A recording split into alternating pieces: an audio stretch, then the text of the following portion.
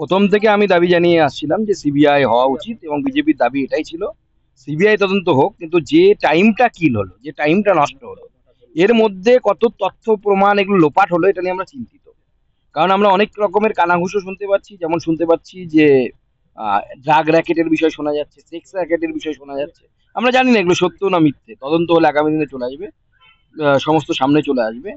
হত্যাকাণ্ডের তো তদন্ত হওয়াই উচিত, তার সাথে সাথে পুলিশের ভূমিকা কি তার তদন্ত হওয়া উচিত, হসপিটালের প্রিন্সিপালের ভূমিকা কি তার তদন্ত হওয়া উচিত, স্বাস্থ্যমন্ত্রী তার ভূমিকা কি তারও তদন্ত সিবিআইয়ের আন্ডারে আসা উচিত। একদম পরিবারকে ফোন করা হয়েছিল যে আত্মহত্যা করেছে মেয়েটি, কালকে সবাই নামছে রাস্তায়।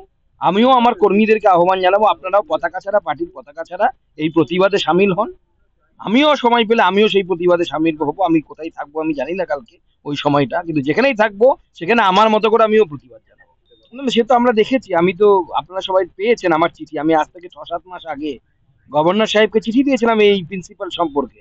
এই প্রিন্সিপাল দুর্নীতিতে যুক্ত, তার পয়েন্ট তুলে তুলে আমি চিঠি দিয়েছিলাম। স্বাভাবিকভাবে এই প্রিন্সিপালের প্রতি মোহ মুখ্যমন্ত্রীর কেন, সেটারও তদন্ত হওয়া উচিত। এর আগে সরানো হয়েছিল ওনাকে আরজি কর থেকে, কয়েক মাস পরে আবার আরজি করে ফেরত এসেছিলেন। এবার আরজি কর থেকে সরানো হলো, সঙ্গে সঙ্গে ন্যাশনাল মেডিকেল কলেজে ওনাকে দিয়ে দেওয়া হলো প্রিন্সিপালের চার্জ।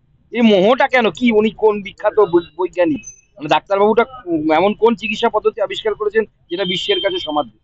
চলো, অবশ্যই আড়াল করার চেষ্টা হচ্ছে বলে পারিপার্শ্বিক যে যারা আছেন, তারা নির্যাতিতার সাথে যারা ছিলেন, তারাই, তাদের তো বিভিন্ন কথোপকথন হোয়াটসঅ্যাপ চ্যাটে বেরিয়ে যাচ্ছে, সেখানে বোঝা যাচ্ছে যে কাউকে আড়াল করা হচ্ছে। দাদা, রাজ্যের মন্ত্রীদের কাছে এবার গো ব্যাক স্লোগান, সবাই গো ব্যাক স্লোগান শুনবে। মমতা বন্দ্যোপাধ্যায় সরকার উৎখাত হওয়ার সময় চলে এসেছে। আমাদের ভিডিও ভালো লাগলে লাইক এবং শেয়ার করুন। কমেন্ট সেকশনে গিয়ে জানান আপনাদের মতামত। আরও ভিডিও পেতে আমাদের চ্যানেল সাবস্ক্রাইব করুন এবং প্রতি মুহূর্তে খবরের আপডেট পেতে প্রেস করুন বেল আইকন।